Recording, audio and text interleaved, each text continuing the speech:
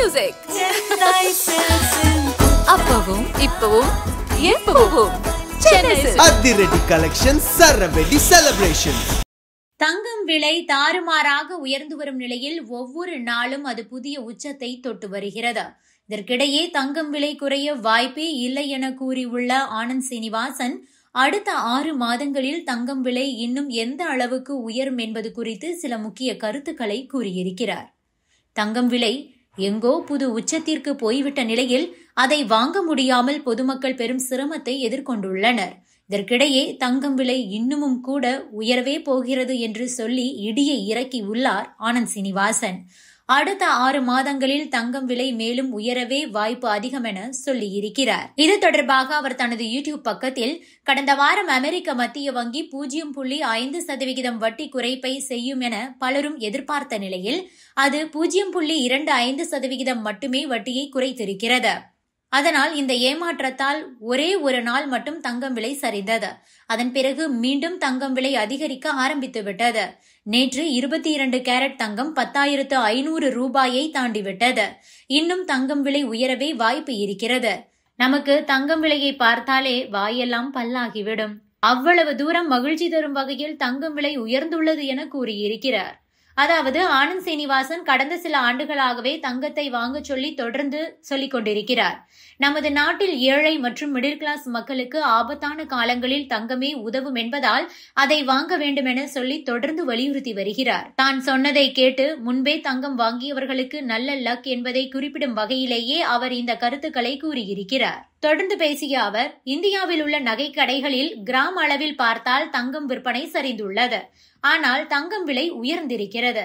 அதாவது கிராம் அடிப்படையில் விற்பனை குறைந்திருந்தாலும் எவ்வளவு மதிப்பிலான தங்கம் விற்கப்பட்டது என பார்த்தால் அது எகிரி இருக்கிறது. என்னை கேட்டால் தங்கம் விலை 11,500 ரூபாய் முதல் 11,700 ரூபாய் வரை போக வாய்ப்பிருக்கிறது. அதாவது இப்போது இருக்கும் ரேட்டிலிருந்து 1000 முதல் 1,500 ரூபாய் வரை உயர வாய்ப்புள்ளது. எப்போது உயரும் என கேட்டால் அடுத்த 6 மாதங்களில் அது உயரும். அதற்கு நடுவிலேயே கூட தங்கம் விலை இந்த ரேஞ்சிற்கு வந்து விடலாம். அதற்கும் கூட வாய்ப்பு இருக்கவே செய்கிறது.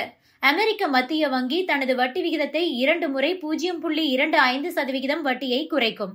அப்போது இந்த விலைக்கு தாராளமாக வந்துவிடும். இதுவரை நான் மட்டுமே தங்கம் விலை உயரும் என்று சொல்லி வந்தேன். இப்போது பல சர்வதேச வல்லுநர்களும் அதையேதான் சொல்கிறார்கள். சிலர் தங்கத்தில் காசே வராதே, அதாவது கேஷ் ஃப்ளோவே இருக்காது என சொல்கிறார்கள். வாரன் பஃபட் கூட இதைத்தான் சொன்னார் என்பார்கள். ஆனால் அமெரிக்காவில் இருக்கும் கதையே வேறு. அங்கு யாருக்கு வேண்டுமானாலும் கடன் கிடைக்கும். ஆனால் நம் நாட்டில் மிடில் கிளாஸ் மக்களுக்கு கடன் எல்லாம் அவ்வளவு ஈஸியாக கிடைக்காது. தங்கம் இருந்தால்தான் லோன் கிடைக்கும். அவசரத்திற்கு தங்கம் மட்டுமே உதவும்.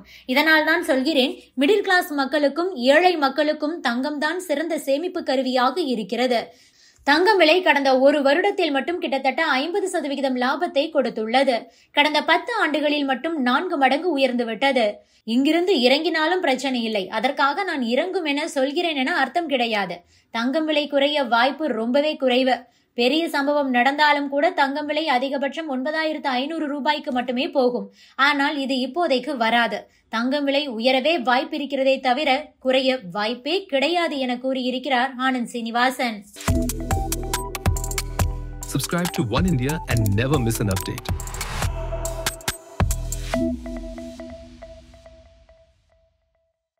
music.